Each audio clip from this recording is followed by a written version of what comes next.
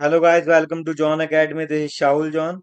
इस वीडियो में हम पढ़ने जा रहे हैं ऑर्गेनाइजेशन ऑफ इस्लामिक कॉरपोरेशन, जिसको शॉर्ट फॉर्म में बोला जाता है OIC। आगे बढ़ने से पहले मैं आपको ये बताना चाहता हूँ, अगर आपको किसी भी कोर्सेज के PDF नोट्स चाहिए तो आप www.johnacademy.com पर विजिट कर सकते हैं। स्टार्ट करते हैं। पहले इंट्रोडक्शन देखते हैं इसकी। इस्लामी सहयोग संगठन यानी कि OIC विश्व का दूसरा सबसे बड़ा अंतर सरकारी संगठन है, संयुक्त राष्ट्र के बाद। यानी कि UNO सबसे बड़ा है, उसके बाद आता है अंतरराष्ट्रीय संगठन में दूसरा सबसे बड़ा संगठन OIC, इस्लामी सहयोग संगठन, जो मुस्लिम बहुल देशों के हितों की रक्षा के लिए कार्य करता है। ये काम क्या करता है? मुस्लिम बहुल देशों के हितों की रक्षा के लिए कार्य करता है। इसका उद्देश्य मुस्लिम जगत की सामूहिक आवाज बनना और विश्व में मुसलमानों के अधिकारों की रक्षा करना है। यानी कि इसे साफ साबित होता है कि ये संगठन मुस्लिम बहुल के लिए बनाया गया है और उनके अधिकारों की रक्षा के लिए बनाया गया है, जितने भी मुस्लिम है विश्व के अंदर। इसकी स्थापना कब होती है? 25 सितंबर 1969 को, 1969 को। स्थापना का कारण क्या था? क्यों बनाया गया ये संगठन? 1969 में यरूशलेम की अल अक्सा मस्जिद में आगजनी की घटना के विरोध में मुस्लिम देशों ने एकजुट होकर OIC की स्थापना की। और 1969 में जब यरूशलेम में जो अल अक्सा मस्जिद है उसमें जब आगजनी की घटना सामने आई, तब बहुत सारे मुस्लिम बहुल देश एक साथ हो गए और उन्होंने OIC की स्थापना कर दी। इसका जो पहला सम्मेलन हुआ था वो हुआ था मोरक्को के रबात में। इसका जो हेडक्वार्टर है वह है सऊदी अरब में, सऊदी अरब के जद्दा में। भविष्य में इसका मुख्यालय यरूशलेम में स्थानांतरित करने की योजना है जब वह स्वतंत्र होगा। सदस्यता मेंबरशिप कितने देशों ने ले रखी है इसकी? 57 देशों ने ले रखी है। यह सदस्य अफ्रीका, एशिया, यूरोप और दक्षिण अमेरिका में फैले हुए हैं। सभी देश सभी देशों सभी सदस्य देशों की जनसंख्या में मुस्लिम बहुलता है या उनका मुस्लिम समुदाय बड़ा है। यानी कि ये सदस्य कहाँ पर है? अफ्रीका, एशिया, यूरोप, दक्षिणी अमेरिका में आपको दिख जाएंगे। और इनकी जो जनसंख्या है, मुस्लिम बहुलता या उनका मुस्लिम समुदाय, एक एक मतलब एक बड़ा संगठन है, बड़े सारे लोग हैं इसमें, बहुत सारे देश शामिल हुए हैं, सदस्य देश 57 है। उनके पर्पस क्या है, उद्देश्य क्या है?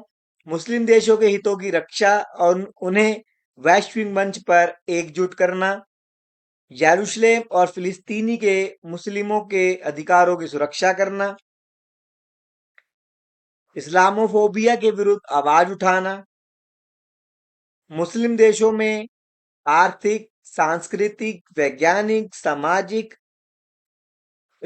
सहयोग को बढ़ावा देना, साथ ही साथ संयुक्त राष्ट्र और अन्य अंतर्राष्ट्रीय संगठनों के साथ सहयोग करना।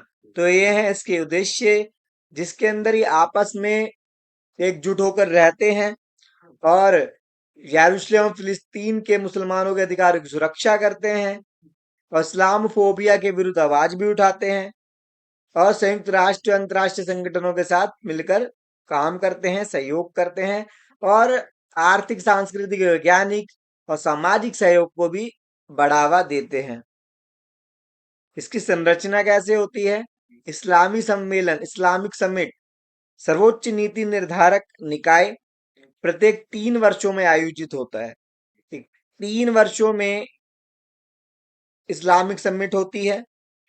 सेकंड है काउंसिल ऑफ फॉरेन मिनिस्टर्स, प्रतिवर्ष बैठक होती है, हर साल बैठक होती है इनकी। विदेश मंत्रियों की परिषद है ये। जनरल सेक्रेटेरिएट, महासचिवालय, सचिवालय का नेतृत्व महासचिव करता है। जो सचिवालय है उसको जो लीड करता है वो महासचिव करता है, जनरल सेक्रेटरी करता है।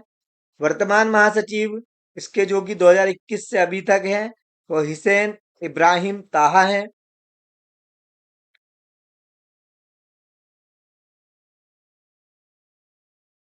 भारत और ओआईसी, भारत ओआईसी का सदस्य नहीं है, जबकि भारत में दुनिया की तीसरी सबसे बड़ी मुस्लिम जनसंख्या है। पाकिस्तान के विरोध के कारण भारत को सदस्यता नहीं दी गई है।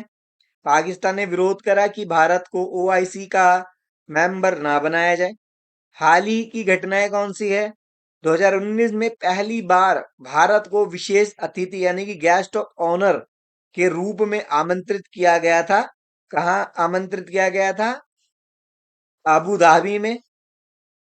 भारत की विदेश मंत्री सुषमा स्वराज ने उस सम्मेलन में भाग लिया था। उस समय की जो विदेश मंत्री है, फॉरेन मिनिस्टर थी सुषमा स्वराज जी, उन्होंने उसमें भाग लिया था।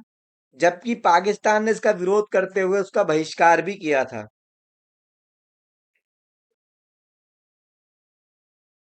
ओआईसी की आलोचना या क्रिटिसाइज क्यों किया जाता है ओआईसी को?